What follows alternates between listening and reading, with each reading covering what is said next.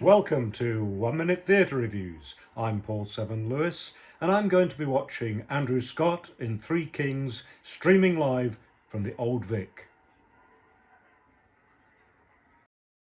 It's not the same as being there, but there is something exciting about knowing you're watching someone perform right now, and as in a visit to the theatre, especially for you. The play was written by Stephen Bereford specially for Andrew Scott, and it did bring out all his best qualities as an actor. Monologues really are the best kind of theatre to show on TV, with that concentration on the face. And what a face!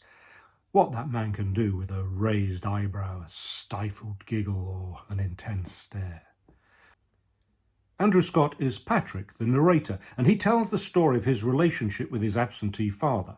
He also plays many other characters and switches between them with dazzling virtuosity. In fact, with the deftness of a bar trick known as the Three Kings.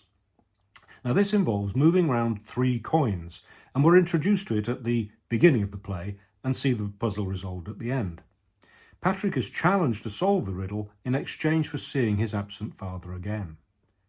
This unfeeling parent has no intention of returning, and at the end, when Patrick shows how the trick is done, like all tricks revealed, the magic has gone, along with any illusions he had about his father. There only remains the question of whether that parent deserves forgiveness. Well, that's the 1 minute review, but keep watching because I have a lot more to say about Three Kings, starring Andrew Scott. The Three Kings trick also represents 3 generations who inherit the unpleasant characteristics of the father, much as the title of king passes from father to son, because the secret of the trick is the force of one coin passes on to the next, and from that to the next. On a stage empty, apart from a small table, we first see Patrick as an 8-year-old child meeting his absent father for the first time. He conjures up the child's hope and anxiety beautifully. There is a moment when, in order to ingratiate himself with this charismatic father figure, he betrays his mother, and you can see the sheepish look of a child's face. You also experience the insouciance of this father who cannot love. We meet many characters, sometimes only a glimpse, but all perfectly summed up in a turn of phrase or a gesture.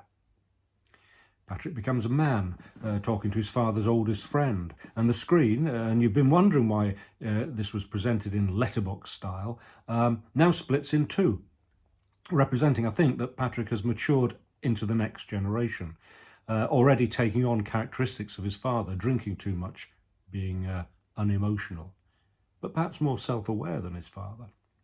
Patrick has a further encounter with his father when he discovers not only has the man remarried, but has another son, his longed-for son and heir, as he puts it. Such a blow, delivered with casual cruelty, and with such impact on Patrick's face, like all the life has gone out of it.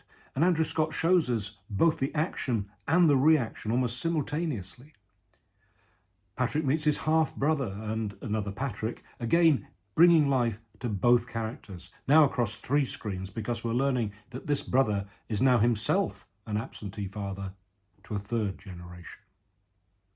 As director, Matthew Warchus clearly gets the best out of Andrew Scott, but I didn't feel the split screen worked that well because, while admittedly it gave the chance to see Andrew Scott from different angles and created the sense of a conversation, I found it distracted from that wonderfully expressive face because Andrew Scott isn't separate people. All the characters exist within him at the same time, and he moves between them, often with no more than a slow blink or a tightening smile. Now, if I've made it sound like this actor simply has a box of tricks or tools that he draws upon, then all I can say is it's a very big box indeed, and the tool he pulls out is always just right for the job. Three Kings is a quietly effective look at the way a child attaches themselves to a parent or parent figure and how their life can be devastated when they're let down by that person. With no disrespect to the richness of Stephen Beresford's writing, it was all on one note, lacking any highs and lows or unexpected turns. So it seemed to me that Andrew Scott was lifting a good play into the realms of greatness by the quality of his acting. Patrick meets his father for a final time when this self-centered man is dying and hoping for God's forgiveness. The camera focuses on Andrew Scott's face, with tears in his eyes, as the metaphorical curtain falls. I give Three Kings 4 stars. The 5-performance run is sadly over, but I hope the Old Vic decides to offer the recording to a wider audience and raise some more much-needed income. Keep an eye out for future what they call in-camera productions from the Old Vic, because the streaming quality is excellent and the price very reasonable. And if you want to see another monologue by Andrew Scott, which is just as emotional and more tense than Three Kings, rent Seawall on Vimeo. I hope you've enjoyed this review. If you'd like to keep up with my theatre going and other monologues, please subscribe by clicking the button below.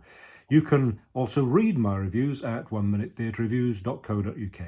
Oh, and you can hear me talking about musicals on my Box Office Radio podcast on mixcloud.com. Thank you for watching.